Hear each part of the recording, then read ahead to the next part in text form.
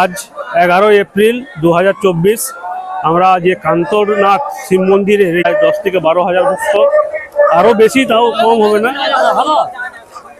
বাবা ভোলানাথের যে আরাধনা, সে আরাধনা পূজা অলরেডি শুরু হয়ে গেছে ইতিমধ্যে। প্রচুর ভক্ত উপল টাঙ্গিয়ে রাত্রি নিবাস করে যারা বাবার ওই ভক্তা হয়েছেন ওনার সাথে একটু কথা বলার চেষ্টা করবো।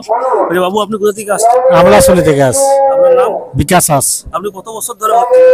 বিগত 10-12 বছর ধরে হচ্ছি। ও বাড়ি কোথায়? আমাদের সাবড়াগঞ্জ। সাবড়াগঞ্জ। কি নাম? সানুল ঘর। বাড়ি আমার পাঁচমুড়ের পাশে বাসকোপা। আপনার বাড়ি কোথায়? আমার বাড়ি হোমগড় বীরবাদী। সিঙ্গারপুরে।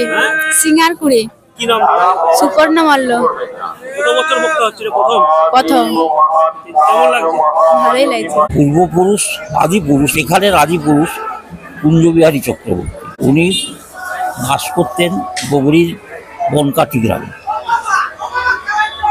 সেখানে স্বপ্নাদিষ্ট হয় উনি হওয়ার পরে যে কান্তর গ্রামে এইরকম জায়গাটা সমস্ত কিছু লক্ষ্য করলেন যে এই জায়গায় আমি আছি, তুই ওখান থেকে এসে আমি পূজা কর। উনি এসেছেন, খুঁজে পাননি প্রথম দিন, তারপরে আবার এসেছেন, তারপর দেখতে পেয়েছেন যে একটা গাভী দুধ দিচ্ছে, দুধ দিচ্ছে। জঙ্গল ছিল এটা, ঝোড়ঝাড় এই অবস্থাতে। সেইটা উনি লক্ষ্য করলেন, লক্ষ্য করে প্রায় প্রতিদিনই আসতেন এবং পূজা করতেন, আবার চলে যেতেন। এরকম করে বেশ কিছুদিন গেছেন। তারপর আস্তে আস্তে করে এখানের বাসিন্দা হলেন। এইটুকু জানি যে আমি দিন ক্ষণ কিছু বলতে পারবো না, তবে সেটা আমাদের আদি পুরুষ বলতে আমাদের এখানে আমি সপ্তম পুরুষ। আচ্ছা, আমার পর আমার ছেলে আছে, আমার নাতি আছে। আচ্ছা, আমি আমাদের বগড়ির প্রথম রাজা হচ্ছে গজপতি সিংহ। হ্যাঁ, তার আমলেই কি এই মন্দিরটা? আমি বলতে পারবো, ঠিক বলতে পারবো। আপনি এই মন্দিরের পূজারী? হ্যাঁ। আচ্ছা, তার সঙ্গে রাধাকৃষ্ণের যে বিগ্রহ আছে, এটা আমাদের রাধারমনজি বলে পূজিত হন। রাধারমনজি, রাধারমন, রাধিকা, বাকি অন্যান্য অনেক দেবী আছেন, তাদের পূজা করা হয়। এটাও আমাদের বাড়িতেই ছিল, ওধারে গ্রামের পাশে ওই মন্দিরে দিকে দুর্গা মন্দিরের পাশে আমাদের এটা বংশের ঠাকুর, কুলদেবতা রঘুনাথজি, ওনার মন্দির আছে, এখনও মন্দির আছে, কিন্তু সেটা নষ্ট হয়ে যাওয়ার জন্যে এখানে হচ্ছে রঘুনাথজি আছেন। আমাদের তিনটা অংশের মধ্যে আমরা একজন শরিকদার। আমরা ছোটোর বংশ, বড় এবং মেজো রয়েছে। তার তিনটা অংশের মধ্যে দুটো অংশ এখানে রঘুনাথজির মন্দির করেছেন। এটা আমাদের এজমাল জায়গায়, মানে শিব স্টেটের মধ্যে। আর এটা আমাদের পৈতৃক সম্পত্তি, এই জায়গাটা। এখানে আমরা রাধারমনজির মন্দির করলাম।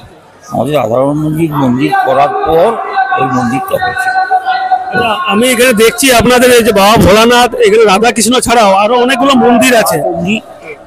চণ্ডী, চণ্ডী মাতা, মনসা, শীতলা, চণ্ডী, কালী, অষ্টনাগ, এইসবের পূজা হয়, সর্বদেব দেবী। ওই চণ্ডী মাতা, তারপরে হচ্ছেন ওইখানে ওই রঘুনাথজির মন্দির, ওখানে রাম, লক্ষ্মণ, সীতা, হনুমানজি, এটা পূজিত হয়। এটা কি বাবার সঙ্গে একই সমকালীন এলো প্রতিষ্ঠা হয়েছে? না, প্রতিষ্ঠা একসঙ্গে নয়, পরপর পরপর।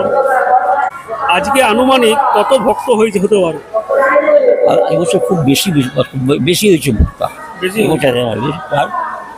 আনুমানিক কি বলবো, 10-12 হাজারের উপরে হবে। আমি ভক্তদের সঙ্গে কথা বলছিলাম, অনেকে হচ্ছে আপনার বাঁকুড়া থেকে এসেছেন, যেমন সিমলাপাল, পাঁচমুড়া, এদিকে মেদিনীপুর তো আমাদের আছে, অনেক দূর দূরান্ত থেকে এসেছে। ওনাদের কি থাকা খাওয়ার ব্যবস্থা, মানে ওটাও নিজেদের সমস্ত নিজের দায়িত্ব?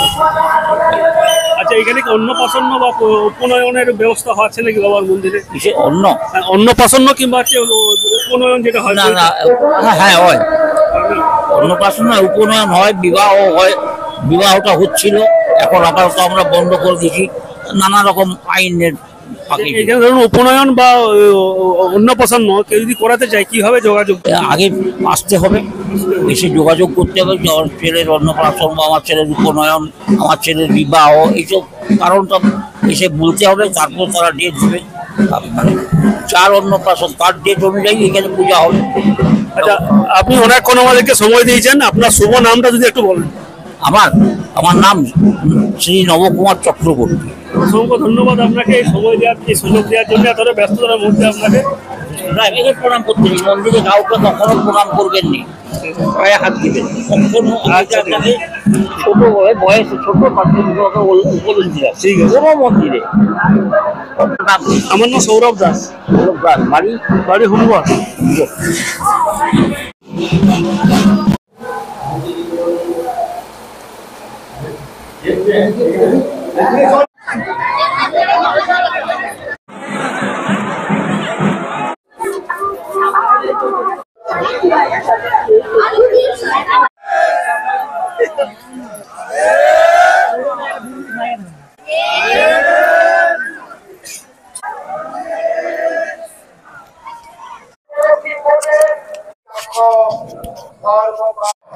গঙ্গোতি মহেশ্বর শিবায় শান্তায় কারণত্রয় পূর্ণ পুষ্পাঞ্জলি নমো শ্রী সূর্য দেবতায় নমো নমঃ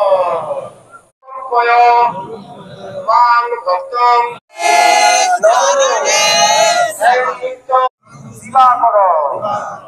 এটাই একটা বেলপাতা যদি থাকে নিয়ে দিন, এটাই গন্ধ পুষ্পে নমঃ শিবায় নমঃ।